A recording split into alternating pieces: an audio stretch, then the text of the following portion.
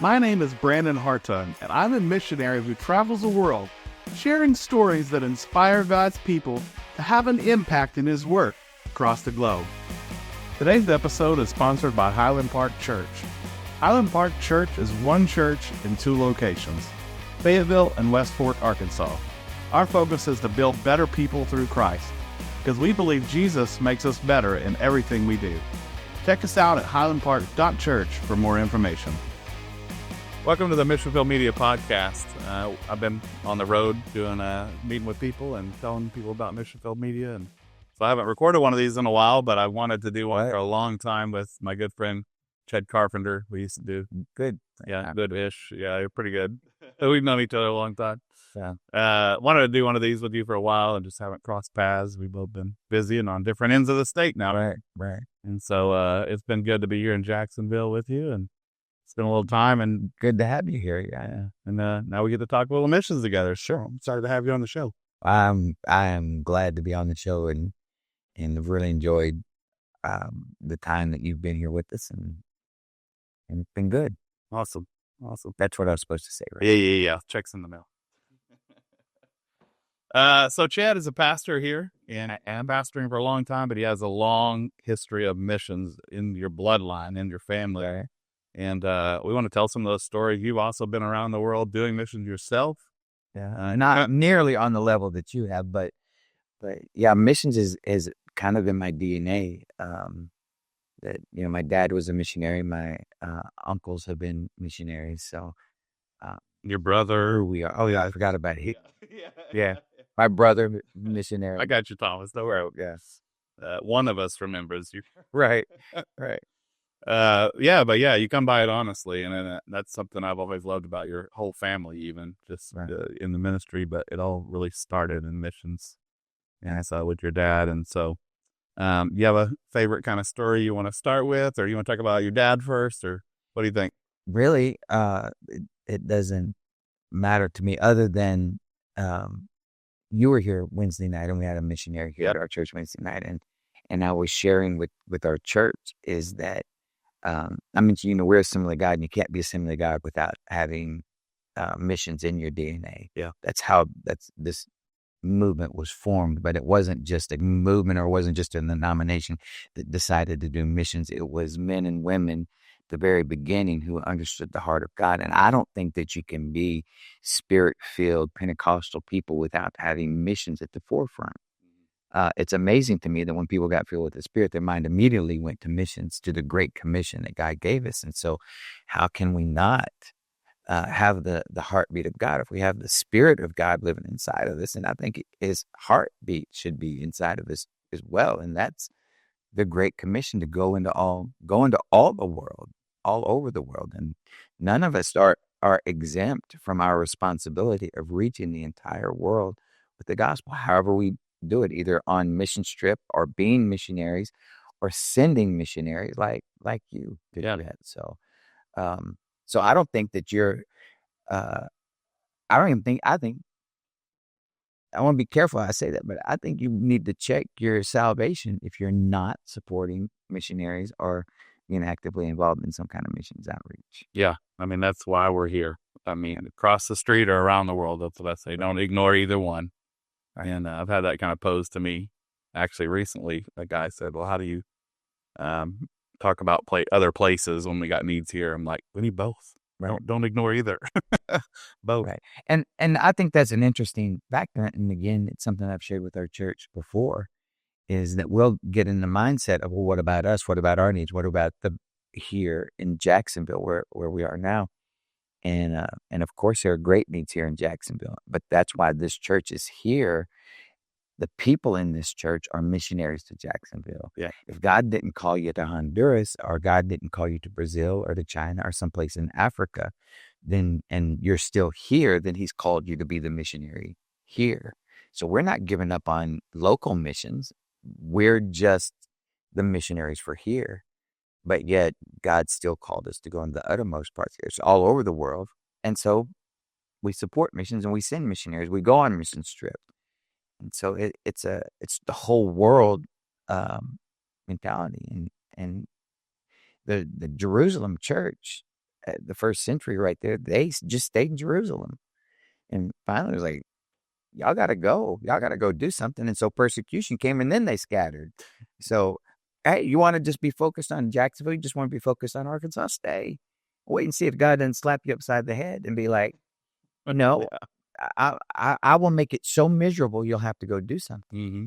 So I would rather I would rather serve God because there's a desperation to please Him rather than a disaster that He has to bring into my life to get me to go do something. Yeah.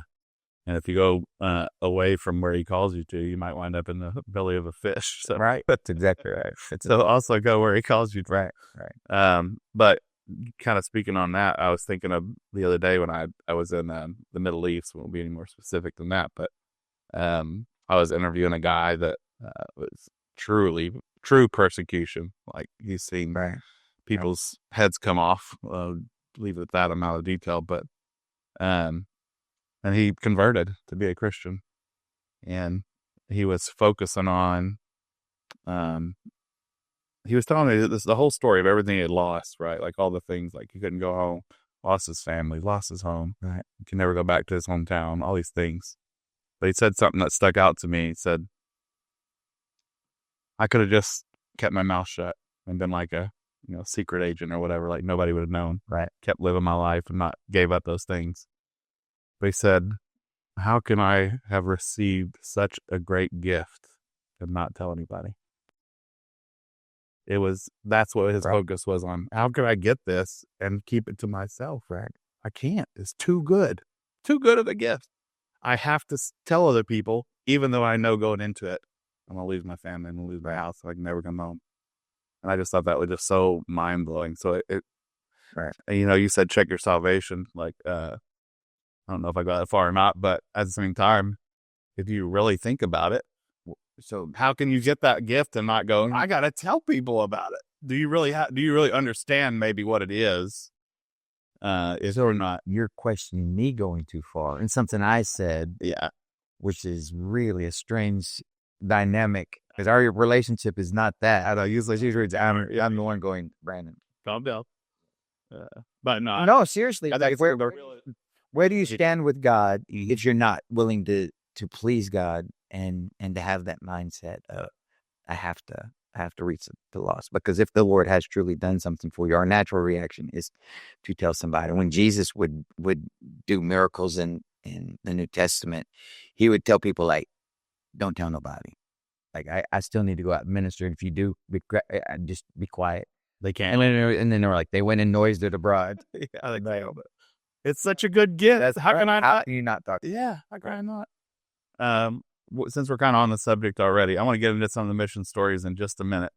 But as a pastor's perspective, since this is your kind of home base, and you're a mission-minded pastor, but you told me a story last night that was just so good, and from the idea of supporting missions, even just being faithful in that, and why it's important that we are missions-minded, even when maybe some obstacles come along the way. I don't want to get into your story. I want you to tell it, but right.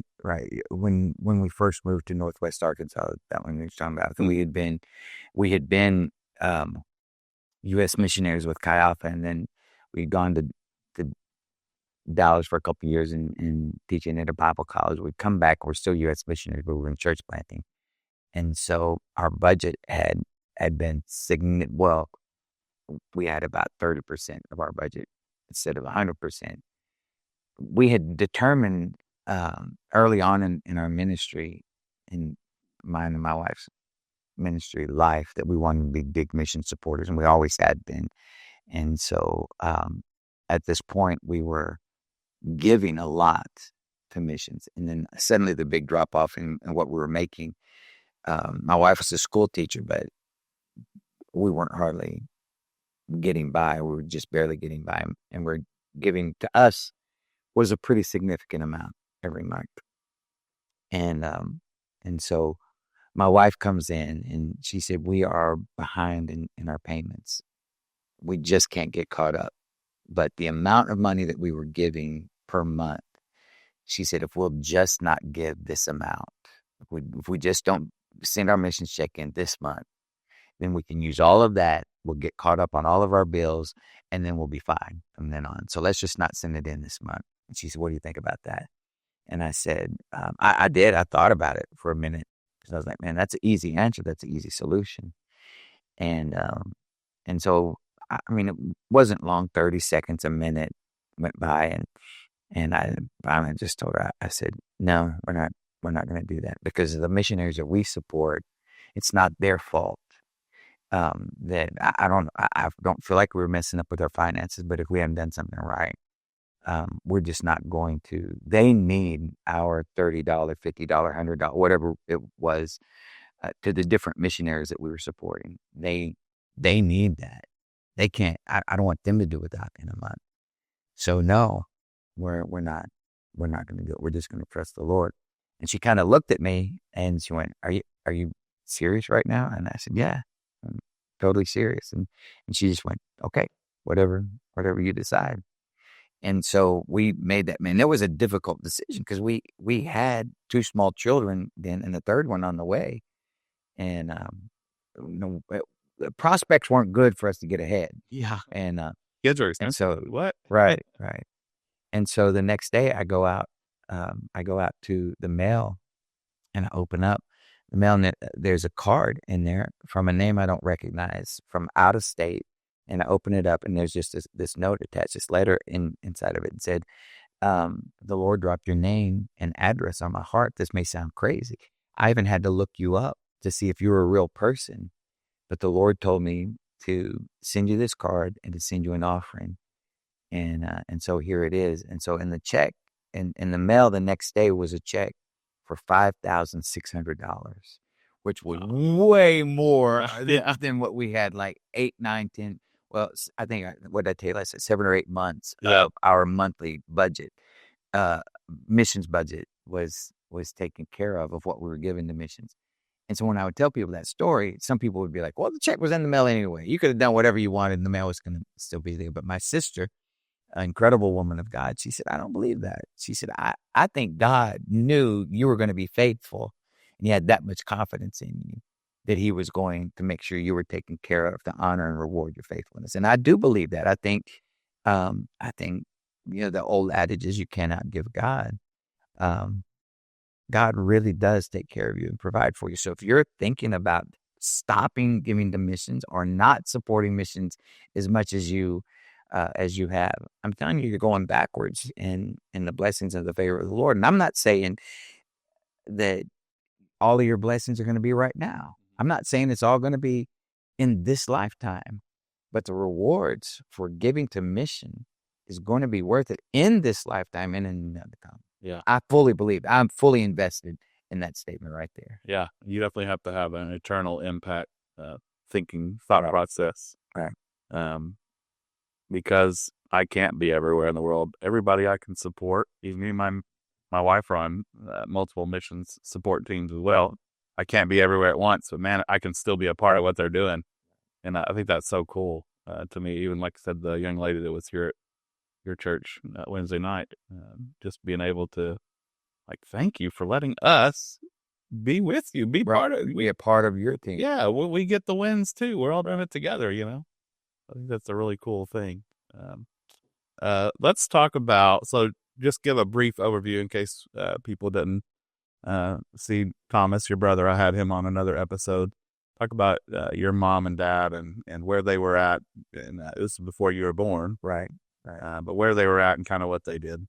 So my mom and dad were missionaries to British Honduras, what's now Belize, and they went in right at the beginning of 1966, and they were there until 69. And then when they came home, I was born the next year, 70. But Dad, while he was there, had gotten very sick towards the end of his first term. Back then, British Honduras was considered, and Belize was considered, a hardship field. So some of the mission fields were 4 years. That one in particular was 3 years. So he completed his 3 years. It was their coming back for itineration, but his body was so broken down that he couldn't pass the medical exams he would need to get back. And so, the Lord divinely, I believe, directed him into pastoring and continued on. But his heart had always been to go back to Belize and to finish up there. And I remember being on a mission trip with him one time. We're sitting in the church in Belize, and he just said, I just feel like I have unfinished business here. And the Lord was merciful to him and allowed him to go back and finish up the ministry that he had started back in the 60s. He was in the district office, pastored my whole life, in the district office out of 17, 18 years, something like that. And he retired at 71 from being here in Arkansas, and then went right back into being a full-time missionary. And finally came home at 78, and then he was still going back. Still leading teams down there. Yeah, he was going back 10 times a year, building 10 churches a year. Wow. Until COVID hit. And then he still would travel some, but he began pastoring churches that needed a pastor, small churches that couldn't find anybody else to go. And so that's what he was doing right up till the day he died. So yeah, and I give honor where honor is due. Like when he retired, and he called me up. Well, he retired from his district job. Said he called me up and said, "Hey, I was working for the news at the time, and so Mitchellville media wasn't even a thing." right. And he called me and says, "Hey, I'm going to go back to Belize. I'm tired from this. Like, God's not doing me in Belize, and can you bring your camera down and film some stuff around here, the stories like you do for the news, for us?" And so I got to go be on one of those first initial trips. You were on that trip, and your brother and sister. And man, it was just such an amazing trip. But just telling those stories and seeing the impact that had, that helped launch what is Mission Field Media now. Right. Even this podcast, all the hundreds of thousands of people are gonna see this. Right. It all started. It's gonna go viral. Yeah, sure. Yeah, and like I don't know. Like I said, I don't know if he saw into the future, but That's not a joke. I'm not even sure what viral is when it comes to. It sounds like some kind of illness, but it's a good thing. Yeah. Okay. All right. We don't have to go to the doctor for this one. All right. But your dad, we kind of talked about before. Even we're looking over some of his old notes here in the office, and he was always forward thinking. Even like, hey, I don't have to do everything, but he kind of saw into the future a little bit. Like this is kind of how ministry is going, the direction it's going, from typing to having. You said he had one of the first Macs that ever came out back in the day. Right. So just like he was so far ahead of his time, embracing like whatever's coming next. Right. I want to be in it, because then I'm going to still be effective going forward. And so, man, I just give honor to your It was a dad. maps team. I mean, they had maps. Yeah.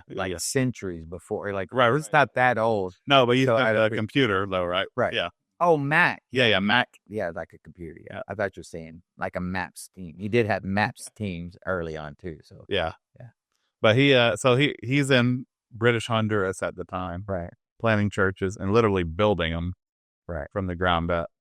right. And so, tell the story about he's digging the foundation. And So they were in Stand Creek, and he was down there, and he didn't have a lot of help, and he was hand digging the foundation himself and putting blocks up. I think he brought in people to help with the blocks, but he's hand digging the foundation and was the only one doing it. And there was a little young man in the community there, young teenager, and Dad would pay him the daily wage, which was, I think he paid him like $1 a day, which is $2 Belizean, which was a lot of money back then. I think my dad's whole missionary budget was like $300 a month. wow, for when he was down 300, it was $300 something a month back in the 60s was his mission budget. So $1 a day, that's a big deal. Yeah. So while he was digging that foundation, in fact, the church is still there. It's Faith Assembly of God in Stand Creek, and it actually named it after his home church back in Fort Smith, Arkansas. Faith Assembly of God in Fort Smith, Arkansas. Oh, that's cool. And so anyway, he was doing that, got really sick, caught hepatitis, and nearly died. In fact, there was another missionary from another denomination, and they had both contracted hepatitis, and the other one wasn't as sick as my dad, and so they felt like they could move him back to the States.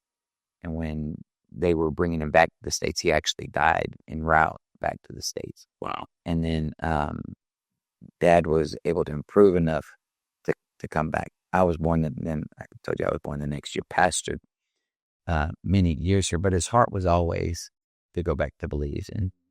And so they had gone back, and it's sometime in the mid 80s. So over 20 years later, 25 years later, probably. And they're in the capital city, Belmopan, and they're building this church. They're putting indoor plumbing, which is a big deal back then. It's still kind of a big deal for Belizean just now, but was a really big deal back then. And they had already laid the foundation, already laid the plumbing, everything's there. And two people from the Belizean government show up, two men from the Belizean government, and they said, "You're doing this all wrong." And my dad said, "No." Showed them the plans. Here's the plans for it. We got me approval. No, we did it all wrong. They said, "No, you've done it all wrong. You're going to have to rip all of that up and start over." And Dad said, "Listen, I'm here for a week. We brought in workers from America to build this building. We don't have time to do that, nor the resources, the finances to do it." And they're like, "Well, we don't care. You're not going to work another day. You're not going to do anything else on the site until you rip it all up and do it again." Probably, they were probably wanting A payoff. Tea money, as we might some say. And so my dad said, take me to your supervisor.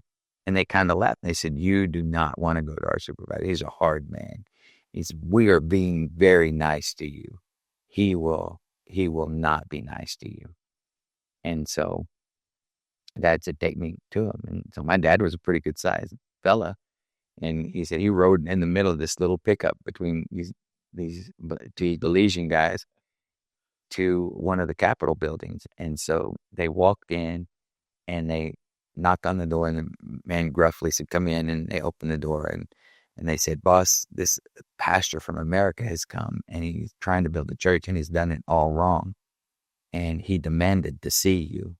And the guy who was over all of the building projects for Belize, my dad said he was looking over a table, and he had his glasses kind of down, and he was signing something on some architectural plans, and he was signing it, and he looked up and he went, "Brother Carpenter." And my dad just kind of looked at him. He was stunned, because the young man that he had hired back in Stand Creek to help him dig that foundation was now the director over the entire country of Belize. Anyway, so he looked, that man looked at the two people that had brought that in there, and he said, "You leave him alone. That man has forgotten more about building than you'll ever know." He said, "Brother Carpenter, you build however you want to, and you just come tell us how you did it." And so he had said both of them just kind of shrunk back out of the thing. So just how the Lord sets things up years down the road, he knew there was going to need to be a church there in Belmopan, and that he orchestrated a young man to come up and ask for help, or somehow, I don't even know how my dad got connected, but just a young man there in that little town. And because of that relationship, then they were able to build years into his future. Yeah, God was. It's incredible how the Lord works things out like that. Yeah. And you're still, you go back every year. Take a team, and you're still, we kind of talked about that earlier too, just you're kind of harvesting seeds that your dad planted, right? Your mom and dad, all those years ago. All right. Can still. By the way, if you'd like to support our Belize trip, July 2026, down in the comments below, you'll see our Cash App. Yeah, this is actually going to air in, I think, August. I don't think it's. I would have given.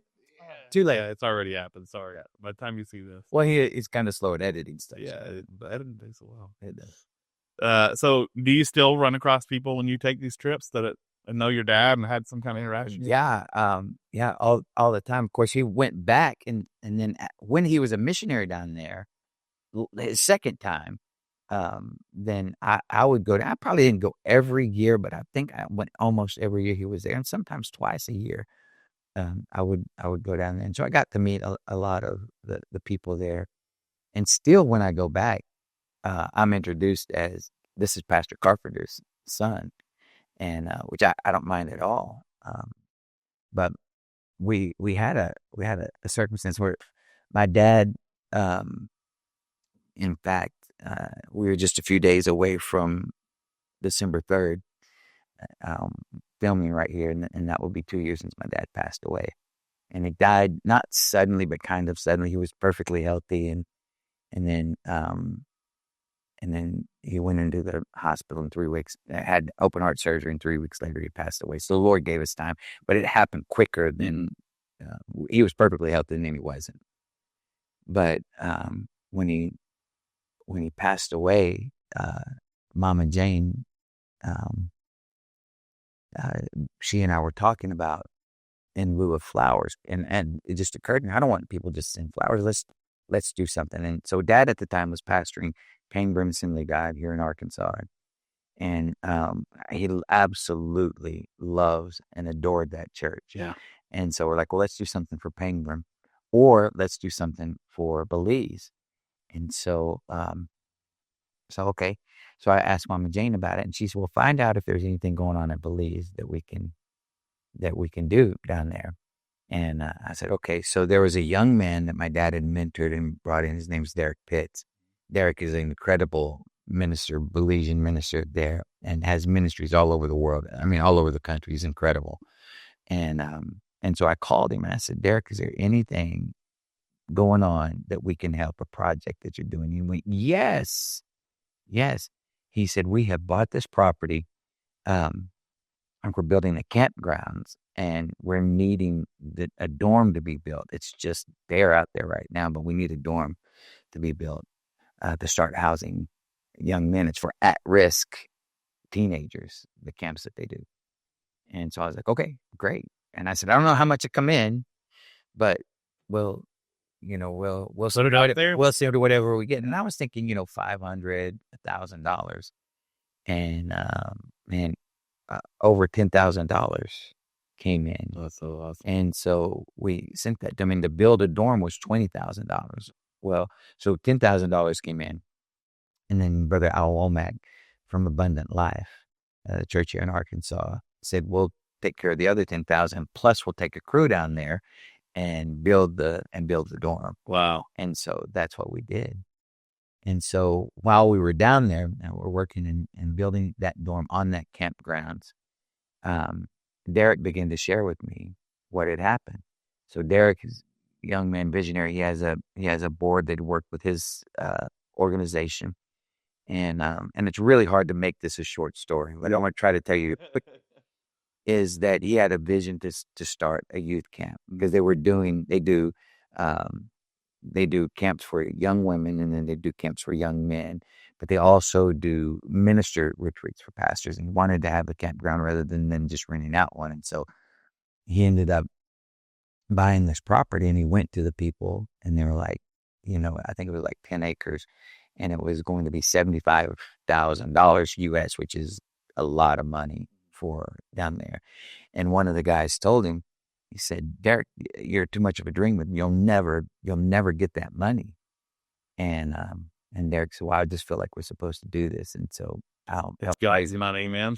Gunny said, before he got off the phone call with all of his board members, they had raised all $75,000. And so when they were about to get off the phone, the man who had questioned and said, how are you going to get that $75,000? You're crazy. He said, Derek, now what are you going to do? And he said, I guess I'm just going to keep being crazy, and we'll just believe that the Lord will help us do it. And he said, so they had the property, and they had enough money, I think it was another $25,000, to clear off the land, to start building the campgrounds. And he said, and then nothing happened. And he said he was beginning to think he had missed God on all of this. And he said, his wife is Valentine, which my dad had done their premarital counseling with him, like they had been. Derek was like a Timothy to my dad. And he told Valentine, he said, maybe we missed God. I don't know why. We are out here and no money's coming, nothing's happening. And so as they're having that conversation, his phone rings and it's me. And I tell him, Derek, my dad just died. And we know how much you love Belize. And is there anything that you have open that we could support? I don't know how much it'd be, 500, 1,000, I don't know. But whatever we have, we want to send it to you. And he went, yes, we have this ministry. And as we sat there in front of this dorm, that Tommy Carpenter dorm there on the campgrounds, Derek said, when people found out that Brother Carpenter had died and that his family invested in this campground, he said, money began to flood in, literally from all over the world. Wow. To build this up. And I told Derek, and I do believe it was an inspiration. I said, how good is God that in his timing, everything works out? My dad died just in time. Yeah. And he looked at me like I was crazy, like, what do you mean your dad died just in time? I said, my dad died just in time. That God would not even allow the death of my dad to go to waste. He knew at the exact moment when you were going to be questioning and when you needed it most, I'm going to Tommy Carpenter will complete his assignment, but not without one more thing. Yeah. We're going to make sure that this gets done.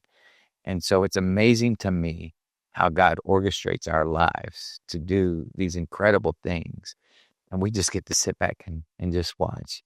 So even in my dad's death, God used that.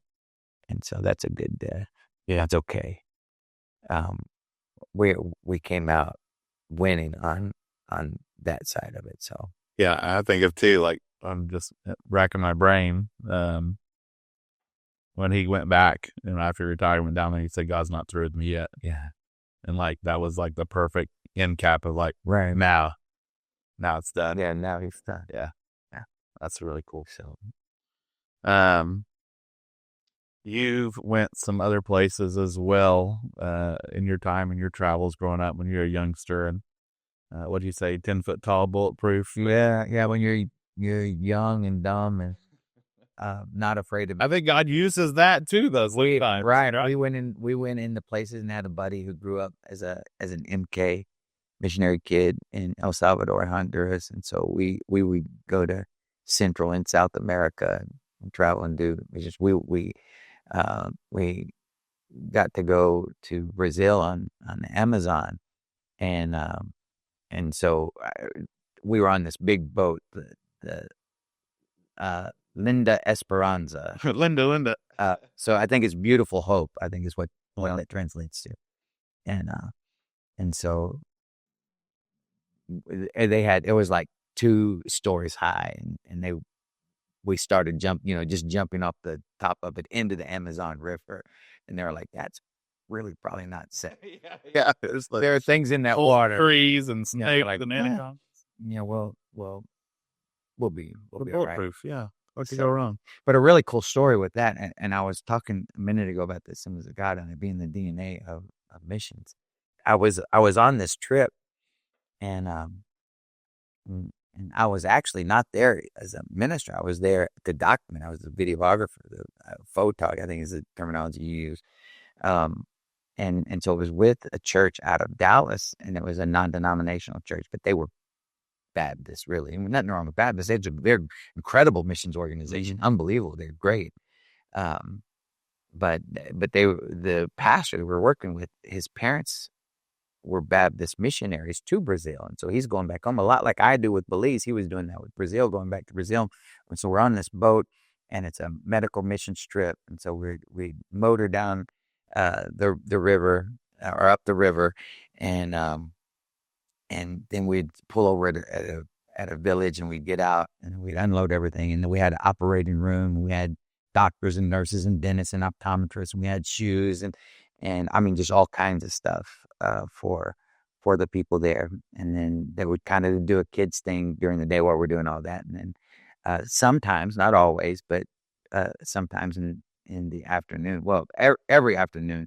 Sometimes it would be at night. We would do a service, and so it was really a cool thing.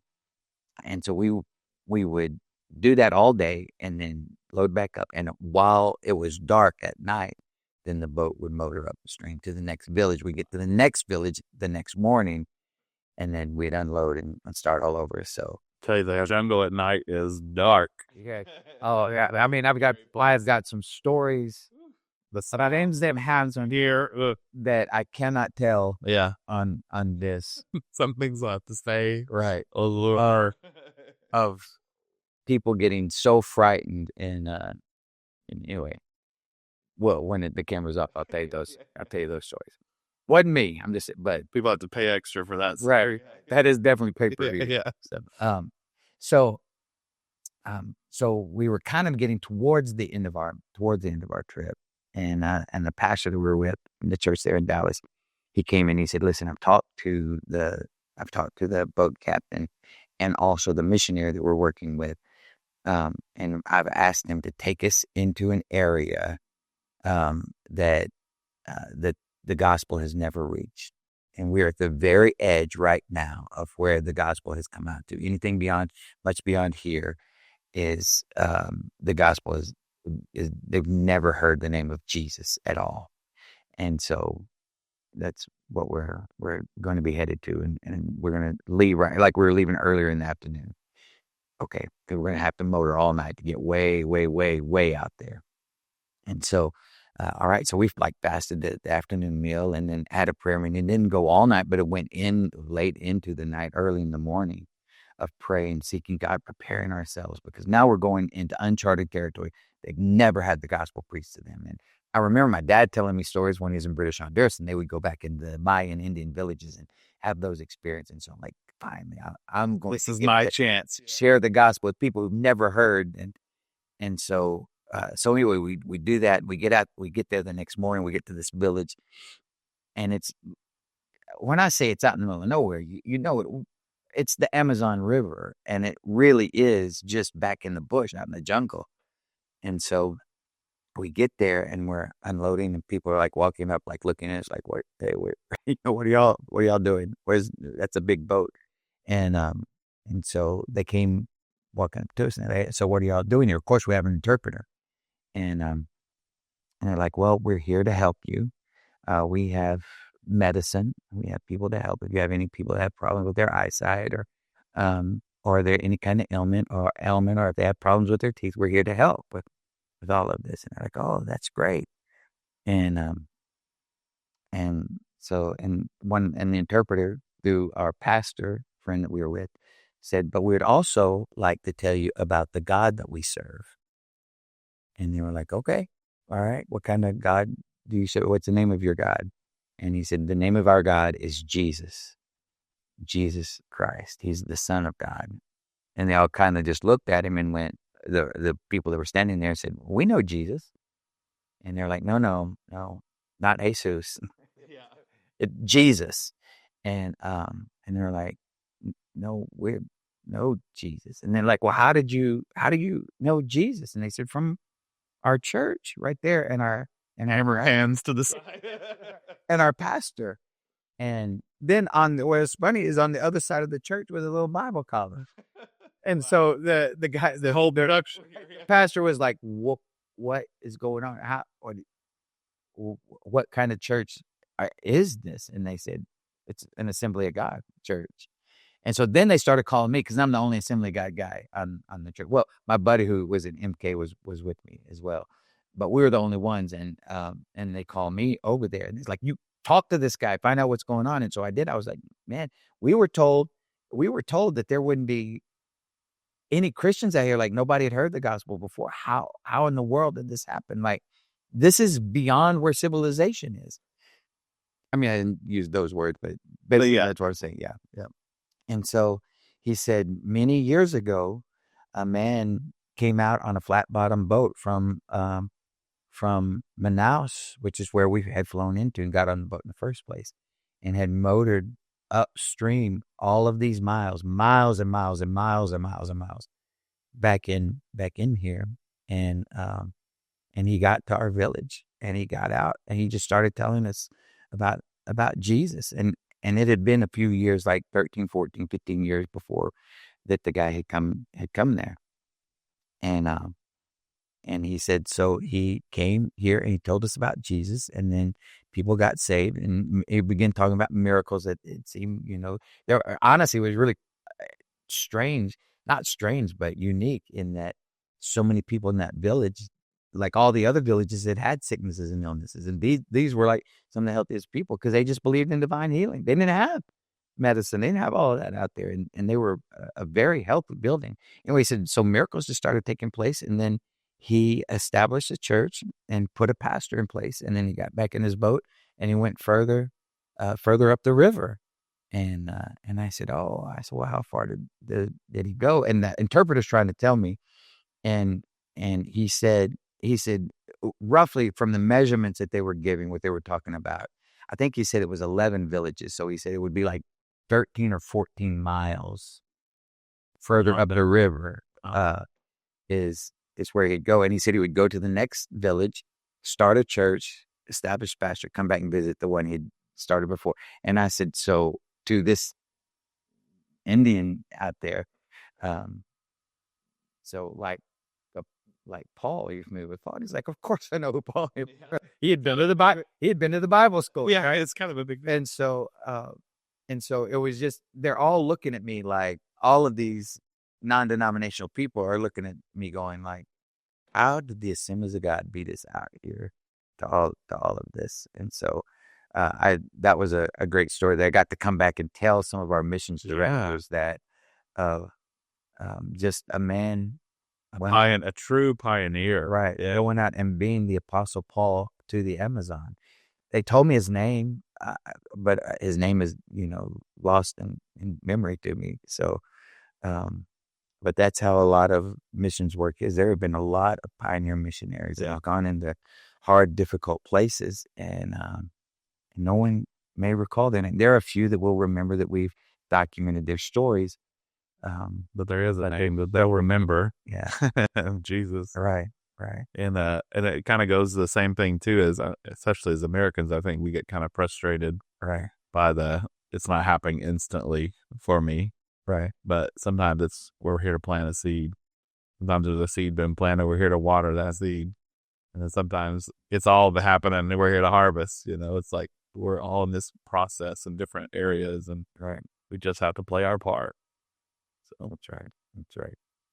So that was a fun trip and I was actually a bit older. I was married when we went on the Brazilian trip, and so that would have been 2002, I think, when we went. But one of my favorite. So we got to get to Guatemala here. One of my favorite trips that I was on was Guatemala. We went to Guatemala, and I actually turned 20 on that trip. Guatemala. And we're just, again, I'm a young Bible college student. I'd been preaching since I was 15, and just thought I had the world by the tail and nothing could ever affect me. And so my dad again was taking a mission trip to Guatemala, and we had been to Mexico many times, and before that and after that, and this was our only trip into Guatemala. So we flew into Guatemala City, and we get out, and the missionary meets us there, and so we're building a church way up in the mountains of Guatemala. And so we get there, and we ask the bus driver, like, it's 1 or 2 o'clock, 3 o'clock in the afternoon, like, how far is it to the village we're going to? He's like, hour and a half, 2 hours at the most. So like 4 or 5 hours later. Yeah, you can never trust what they tell you. We are still on a school bus, about 20-something people from Jonesboro, Arkansas. In Honduras, they tell you it's just over the next hill. Right. And then so it's so it's dark, like pitch black outside, and we're up in the mountains on a school bus. And so my buddy Shannon Smaya is there. Again, we're the same age, 19 years old, and And so he's told me all these stories about great adventures and all of that. So we were riding this bus, and I can look out the window of the bus, and we were right on the edge of a cliff, like going around it. And I mean, just as like the moon, I couldn't see the bottom down there. Was just a straight drop off. I'm having the time of my life, man. I'm thinking this is the greatest thing in the world. Living on the literal edge. Fun. And then all the old people are really nervous, right? And then as I was telling you this story yesterday, it occurred to me that all the old people were like 10 years younger than I am now. And, but they're all nervous and like, let's pray. Let's begin singing. And so they were trying to sing all of these songs. And I was like, yeah, we're having a blast. And so I look over at my buddy Shannon and I go, can you believe how nervous these people are? And literally his knuckles are white on the back of the seat. And he just looks at me like, and I'm like, dude, his face is all white. And I'm like, what is wrong with you? And he's like, you have no idea how dangerous this is. Just the other day, I was on the phone with him. I was recounting this story, and he's like, that's seriously one of the most dangerous things we've ever done. Because back then, I don't know if it's changed, but back then Guatemala had a lot of political turmoil, and they had a lot of different political parties. And so they were rebels and fighting, and especially up in the mountains. And he was like, if they could have gotten a hold of a school bus full of Americans, I mean, they could have demanded any kind of ransom. They'd have set the school bus on fire, all of that. And he was like, they probably wouldn't have killed us, but they had sure taken us hostage. And, and it would have been really, really bad. And so that was kind of our adventure going up in there. And so we stayed at this little village up in the mountain, and even where we were building the church was even higher up on the very top of the mountain.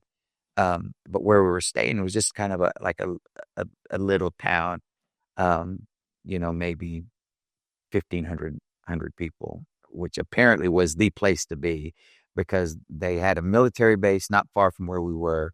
And then like a cantina was right next to what they called a hotel, but it wasn't much of a hotel. In fact, it was so rough that my dad said, I will never do that to him if she see him again. Like it was too much. That's pretty bad. Yeah. So, anyway, myself and Shannon, we're both 19. We had a friend on the trip with us. His name was Alan Craig. And he was 18, he's a year younger than us. And then the rest were all old people, in their 40s. And some of them a little older than that. So we would get up early in the morning, and we'd all have breakfast together. And then the missionary had like a Suzuki Samurai, not a full blown Jeep, a smaller 4-wheel drive Jeep-ish type thing. And so Alan and Shannon and myself and the missionary, Mike Wright, I think was his name, we'd get in his vehicle, and we would go.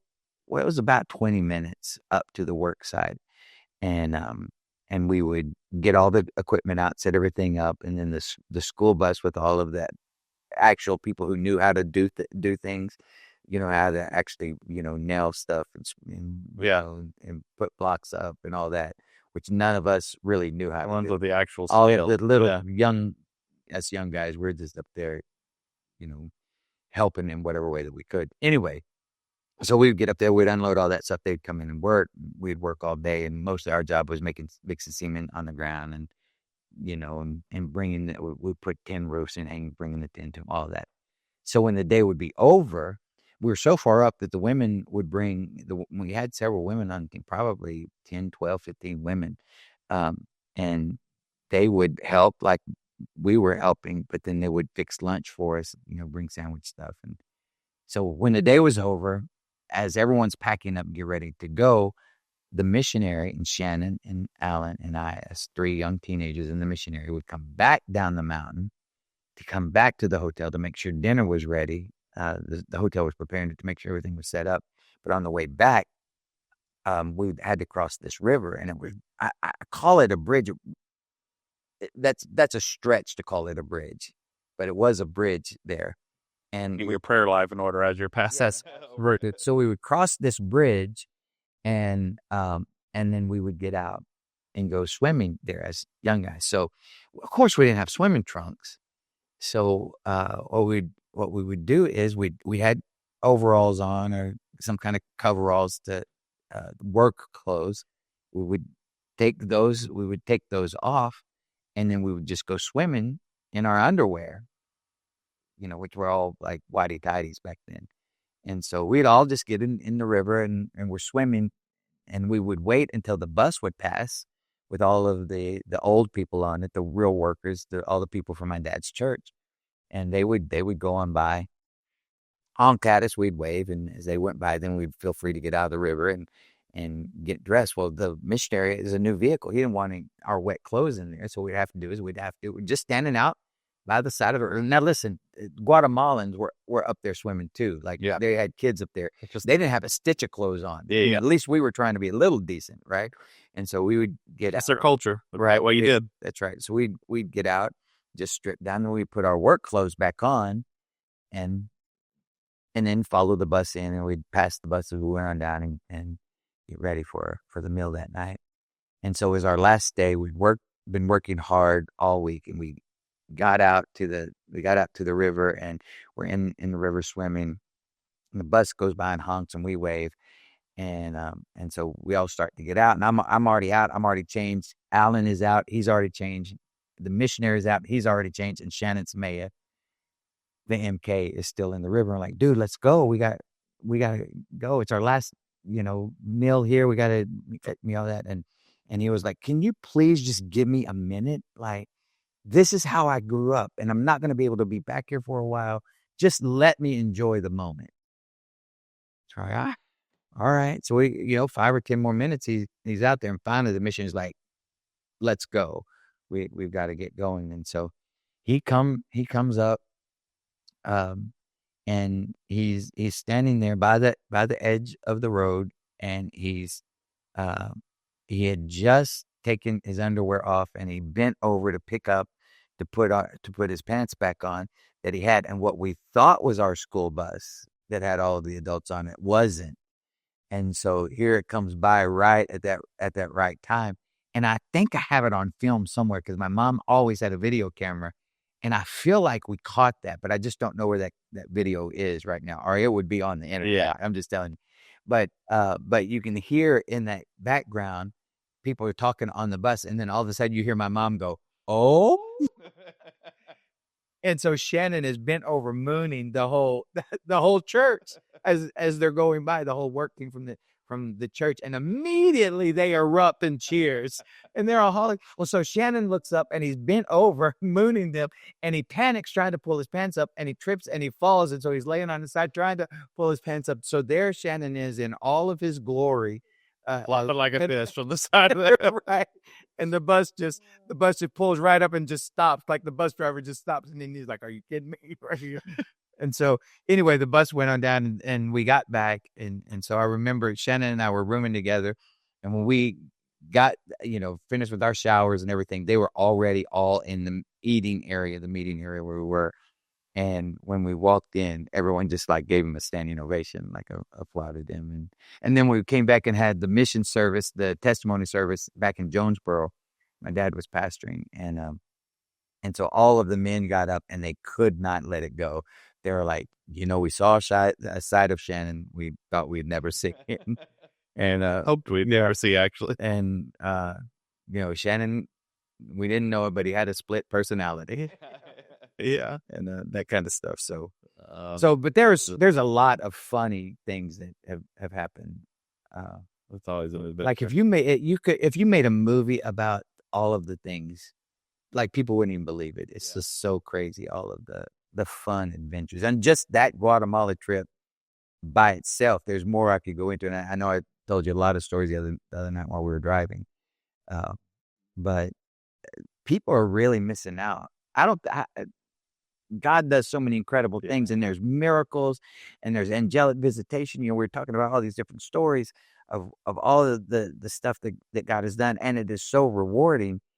But man, I haven't been on any mission trip that I have not like belly laughed over multiple things that have happened. It's just getting these scenarios and situations are just right that you would never think old poor boys in Arkansas would find himself in, but here we are. This is what's going on right now. So Some of them we can share, and some of them stay private. That's right. That's kind I'm going to write my memoirs that will only be published after the deaths of my children. yeah. Not even me, after my children. So, Well, hey, I want to close this out on one more story from your dad. This is kind of your dad heavy, but you just have so many good stories from him and such a legacy. There's a story when he was in Mexico. You were talking about buses, so that reminds me of that story with the bus. Kind of tell what happened there. This is a miracle story. So put it. But so we were in. Actually, I wasn't on this trip. My brother was, though. I feel like he was. I'm pretty sure he was, and I believe it was in Guadalajara, or at least in that area. But it was someplace where they were on a mountain, and it might have been overlooking Ciudad Guzman. Anyway, it was a mountain overlooking a large city. I think of like 3 or 4 million people. But anyway, big city there in Mexico. And the last night that they were there, they'd gone up on top of this mountain, and they were just praying over the city where they had just built this church. And so they had a school bus. And again, it's probably 25, 30 people, however many people you can fit on a large school bus from Jonesboro, Arkansas. We took a lot of mission trips from that church. And so they're kind of just standing around in a circle, holding hands and praying. And my dad said they could look down the mountain and the road leading up. They just saw all these headlights coming out. And they knew, this is not good. This was before all the cartels really had taken over like they have now.